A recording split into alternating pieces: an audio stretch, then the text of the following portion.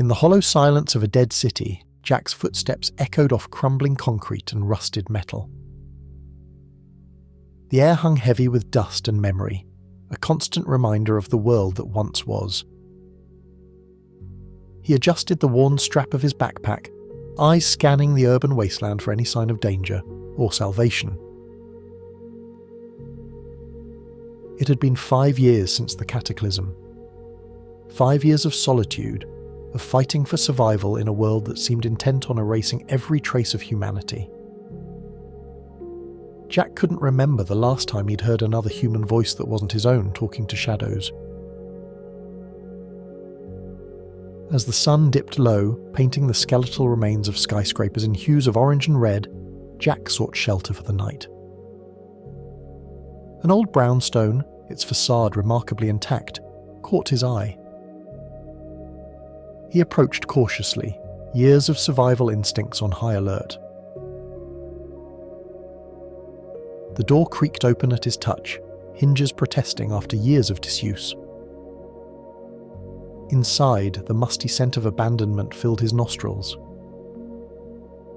Jack swept his flashlight across peeling wallpaper and dust-covered furniture, a snapshot of a life interrupted. In the bedroom, as he cleared a space to lay out his sleeping bag, his foot caught on something solid beneath a fallen curtain. Curious, Jack knelt down, brushing away years of dust to reveal a small wooden box. His heart quickened. In this world, every discovery could mean the difference between life and death. With careful hands, he pried open the lid. Inside, he found not the food or medical supplies he'd hoped for, but something far more precious, a bundle of letters, the paper yellowed with age but still intact. Jack's fingers trembled as he unfolded the topmost letter. It had been so long since he'd seen handwriting, a tangible connection to the human world that once was. As he began to read, the lonely room faded away, replaced by the vivid imagery conjured by the words on the page. "My dearest Thomas," the letter began. "Another day has passed without you, and I find myself counting the moments until you return. The city feels empty without your laughter." Jack's throat tightened. He read on, devouring the words of love and longing penned by a woman named Sarah to her distant love. Letter after letter spoke of their separation, of dreams for a future together, of a love that seemed to transcend distance and time. As the night deepened around him, Jack lost himself in Sarah's world. Her words painted a picture of a vibrant living city, so at odds with the ruins surrounding him. He felt a connection to this woman he'd never met, a lifeline to a world he'd thought lost forever. With the coming of dawn, Jack made a decision that would alter the course of his solitary existence. He would find Sarah. The letters spoke of her waiting in a small town to the north. It was a foolish hope, he knew. The chances of her having survived the apocalypse were minuscule. But after years of mere subsistence, the letters had awakened something in him he'd thought long dead: purpose. Jack carefully packed the letters into his bag. As he stepped out into the washed-out morning light, the ruined city somehow felt different. Each broken window and overturned car told a story of the people who once lived here, loved here. The journey north was perilous. The world had become a treacherous place, where nature reclaimed what humanity had built with savage indifference. Jack picked his way through highways turned to graveyards of rusted vehicles, always alert for the sound of approaching danger. At night, huddled in whatever shelter he could find, he read Sarah's letters by the flickering light of a small fire. Her words became a balm for the loneliness that had been his constant companion for so long. Through her eyes he remembered what it was to hope, to dream, to love. I saw a butterfly today, Thomas, one letter read. Its wings were like stained glass against the sun. I wished you were here to see it with me, to share in the simple beauty that surrounds us even in our separation. When you return, we'll cherish every small wonder together. Jack folded the letter carefully, a sad smile playing on his lips. He tried to remember the last time he'd seen a butterfly. The world had become a place of muted greys and browns. The vibrant colours of life faded to memory. As he journeyed on, the urban sprawl gave way to smaller towns and open countryside. Here, the devastation took on a different character. Nature had been quicker to reclaim what was lost. Vines choked abandoned homes, and wildflowers burst through cracked asphalt. It was in one such overgrown town that Jack faced his first real threat since beginning his quest. As he searched a dilapidated grocery store for any overlooked supplies, a sound froze him in place, the unmistakable click of a gun being cocked. "Turn around slowly," a gruff voice commanded. "Hands where I can see them." Jack complied, heart racing. He found himself facing a man not much older than himself, wild-eyed and dirty, but very much alive. "I don't want any trouble," Jack said, his own voice hoarse from disuse. "I'm just passing through." The man's eyes narrowed. "There's nothing for you here. This is my territory." Jack nodded slowly. "I understand. I'll go. But, have you seen anyone else? A woman, maybe?" Something flickered in the man's eyes. Recognition, perhaps even a glimmer of the person he'd been before the world ended. "There's no one else," he said, lowering his gun slightly. "Not for a long time." As Jack turned to leave, a letter slipped from his pack, fluttering to the ground. The man snatched it up before Jack could react. His eyes widened as he scanned the contents. "Where did you get this?" he demanded. "I found them," Jack explained. "I'm looking for the woman who wrote them. Sarah." The man stared at Jack for a long moment, then handed the letter back. "2 days north," he said quietly. "There's a valley. I've seen smoke from campfires. Maybe you'll find your Sarah there."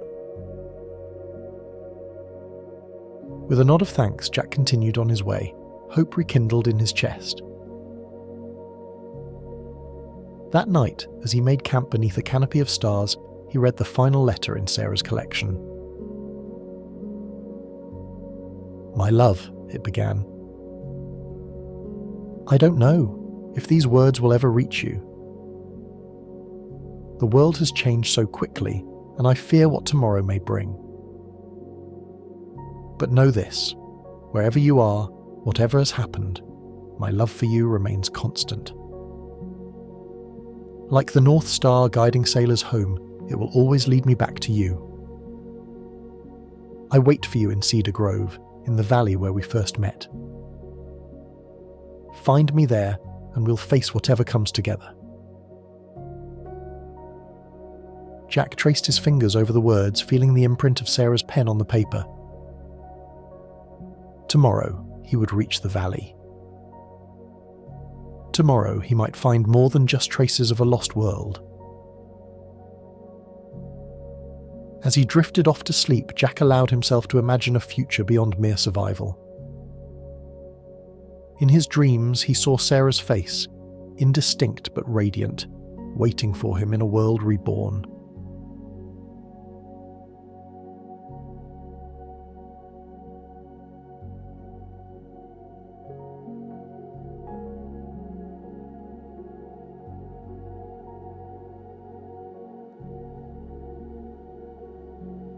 As dawn broke over the wasteland, Jack stood at the crest of a hill, gazing down at the valley below.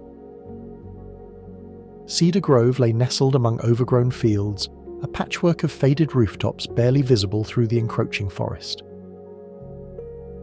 Tendrils of smoke rose from somewhere within the town, confirming the nameless man's words. There was life here. Jack's heart raced with a mixture of hope and trepidation. After so long in isolation, the prospect of human contact was both thrilling and terrifying. He clutched Sarah's final letter in his hand, drawing strength from the words that had guided him this far. The descent into the valley was treacherous, years of neglect having eroded what was once a well-maintained road. As Jack picked his way through the debris, he remained alert for any signs of danger. The apocalypse had a way of twisting even the most benevolent souls. At the outskirts of Cedar Grove, Jack paused. The streets were eerily quiet, but he could sense eyes watching him from behind boarded-up windows. He cleared his throat, voice cracking as he called out, "Hello? I'm not here to harm anyone. I'm looking for someone." For a long moment, silence reigned. Then a door creaked open, and a weathered face peered out. An elderly woman, her white hair wild and unkempt, regarded Jack with a mixture of suspicion and curiosity. "Who is it you're looking for, young man?" she asked, her voice surprisingly strong. Jack's fingers tightened around Sarah's letter. "Her name is Sarah. She wrote these letters before. She said she'd be waiting here." The old woman's eyes widened slightly. She stepped fully out of the house, gesturing for Jack to follow. "Come with me," she said simply. As they walked through the town, Jack noticed signs of a community clinging to existence. Gardens flourished in once manicured lawns, and makeshift solar panels adorned some rooftops. It was a far cry from the vibrant world Sarah had described in her letters, but it was more life than Jack had seen in years. The old woman led him to a small church at the centre of town. Inside, the pews had been pushed aside to make room for rows of cots. Some were occupied by the sick or elderly, tended to by caregivers who paused to stare at the newcomer. "Wait here," the old woman instructed, disappearing into a back room. Jack stood awkwardly, acutely aware of the eyes upon him. A young girl, no more than 7 or 8, approached him cautiously. "Are you from the outside?" she asked, eyes wide with wonder. Before Jack could respond, the old woman returned. Behind her came another figure, and Jack felt his breath catch in his throat. She was older than the photograph he'd found tucked into one of the letters, her face lined with the hardships of the past years. But her eyes, they were exactly as Sarah had described in her writing, deep wells of compassion that see straight to the soul. "Sarah?" Jack's voice was barely a whisper. The woman tilted her head, a mix of confusion and guarded hope in her expression. "Yes, I'm Sarah. Who are you? How do you know my name?" With trembling hands, Jack held out the bundle of letters. "I found these. Your letters to Thomas. They led me here." Sarah's eyes filled with tears as she took the letters, fingers tracing over her own handwriting. "I never thought I'd see these again," she murmured. Then, looking up at Jack, "But you're not Thomas." Jack shook his head. No, I'm not. My name is Jack. I've been alone for so long, and when I found your letters, they gave me hope. A reason to keep going. I had to find you, to know if love like that could still exist in this world. Sarah was quiet for a long moment, emotions playing across her face. Finally, she smiled softly. Thomas never made it back, she said. But his memory and the love we shared helped me build this place. A sanctuary for those who still believe in humanity's goodness. She gestured around the church and Jack saw it with new eyes. Not just a refuge, but a testament to the enduring power of love and community. You've come a long way, Jack, Sarah said gently. Would you like to stay? There's room here for another soul seeking connection. As Jack looked around at the faces watching him, curious, cautious, but not unkind, he felt something shift within him. The weight of years spent in solitude began to lift. Yes, he said, a smile tugging at his lips. Yes, I'd like that very much. That night, as the community gathered to share a modest meal, Jack found himself sharing his story. The years of loneliness, the discovery of the letters, the journey that had led him here. As he spoke, he saw his own pain and hope reflected in the eyes of those around him. Sarah sat beside him, her presence a gentle reminder of the power of human connection. When Jack finished speaking, she took his hand in hers. Your journey isn't over, Jack, she said softly. But maybe now, you don't have to travel alone. As the evening wound down, Jack stepped outside, gazing up at the stars. For the first time in years, the vast emptiness of the sky didn't feel like a void. Instead, it was full of possibility. He thought of Sarah's letters, of the love that had guided him here.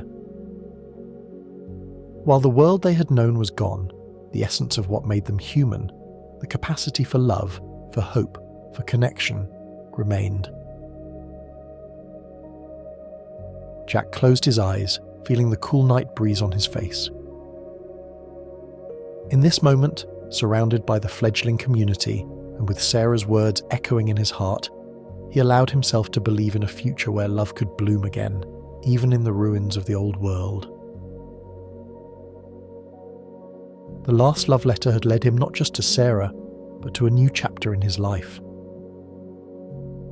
And as he stood there, under the vast canopy of stars, Jack felt ready to begin writing that chapter, one day at a time.